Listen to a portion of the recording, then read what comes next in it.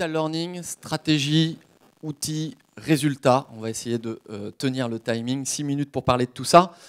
Idoceo, en 2 mots, on est éditeur d'une solution de digitalisation de la formation, présent en France et dans 15 pays aujourd'hui.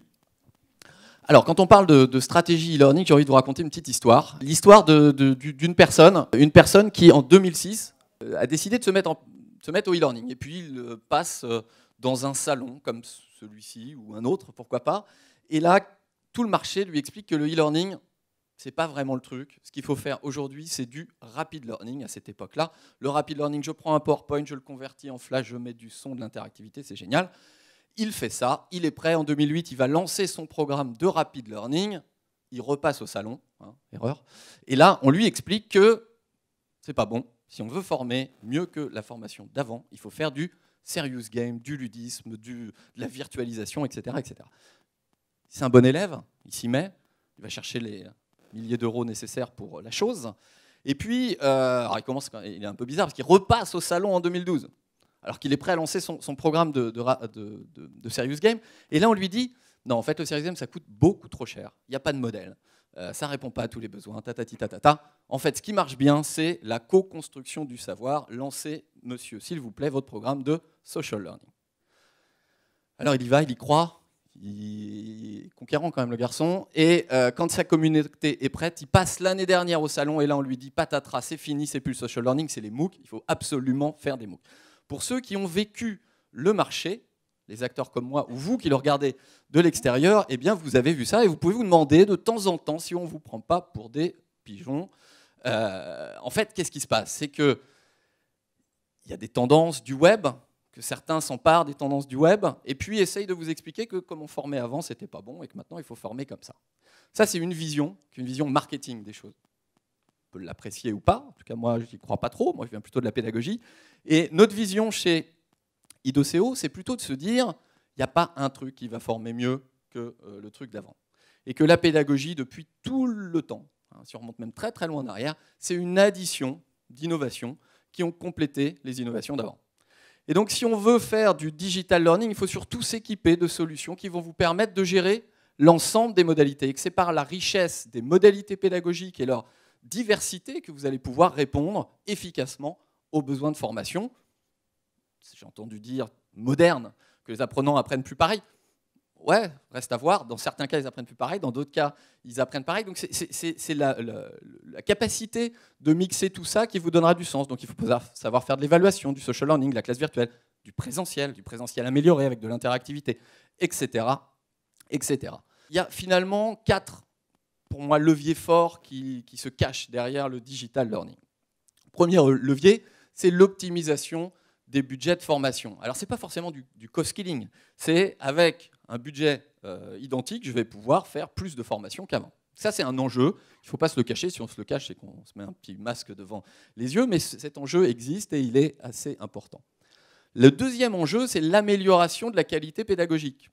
Deuxième enjeu également fort. Et on se rend compte que plutôt que de faire 3 jours de présentiel, là, bien one-shot, où on bourre le crâne de nos apprenants, on a des gains qualitatifs à réduire le présentiel, à mixer, en mettant du e-learning en amont, de l'évaluation en sortie de parcours, etc. Donc il y a vraiment des gains qualitatifs que vous pouvez obtenir. Troisième enjeu, augmenter la réactivité. C'est un enjeu extrêmement fort du digital learning.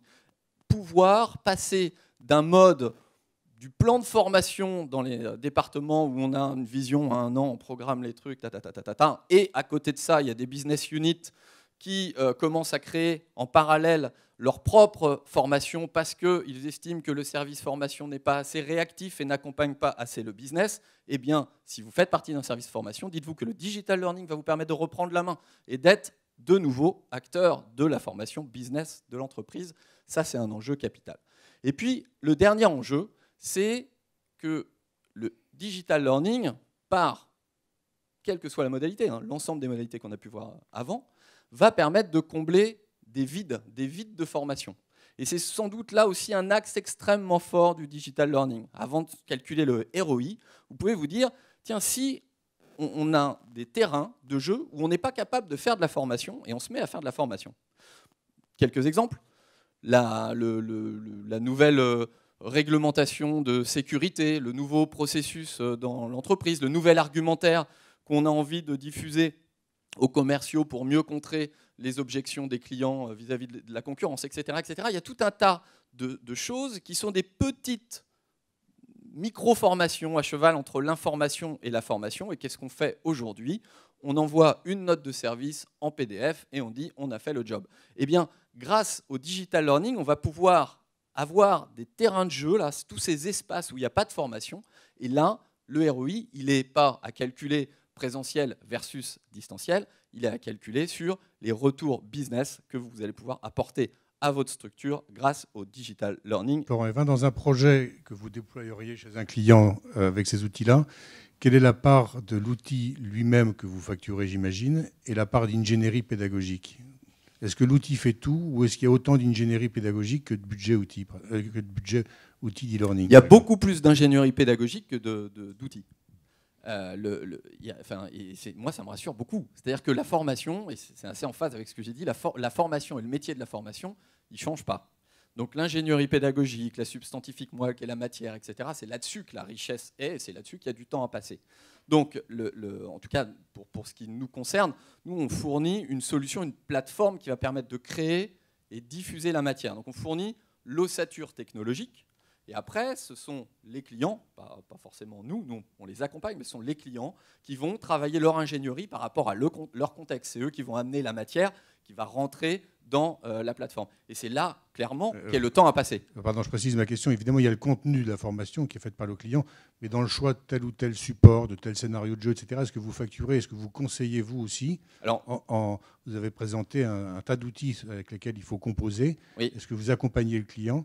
Est-ce que ce que j'appelle, moi, peut-être abusivement, cette ingénierie pédagogique-là, elle représente une part importante des projets? Alors, elle représente une part, c'est pas la part, là, du coup, la plus importante, parce que c'est un temps qui est au début du processus où on va construire l'architecture du dispositif, l'ingénierie pédagogique, mais c'est un temps qui est capital. Si on se trompe à ce moment-là, en général, derrière, ça se passe pas très bien. Et donc, pour répondre à votre question, nous, notre métier, c'est d'accompagner les entreprises pour les rendre autonomes également sur cette partie-là, qui est une partie clé. Donc, on les accompagne, on les forme sur les choix des modalités en fonction de tout un tas de critères, notamment de contraintes parfois.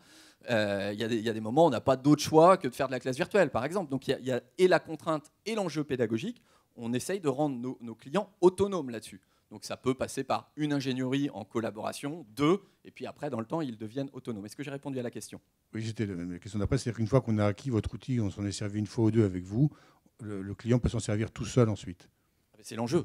Nous, c'est notre métier. C'est de fournir la solution informatique qui va rendre autonome et permettre de couvrir l'ensemble des modalités pédagogiques digitalisées.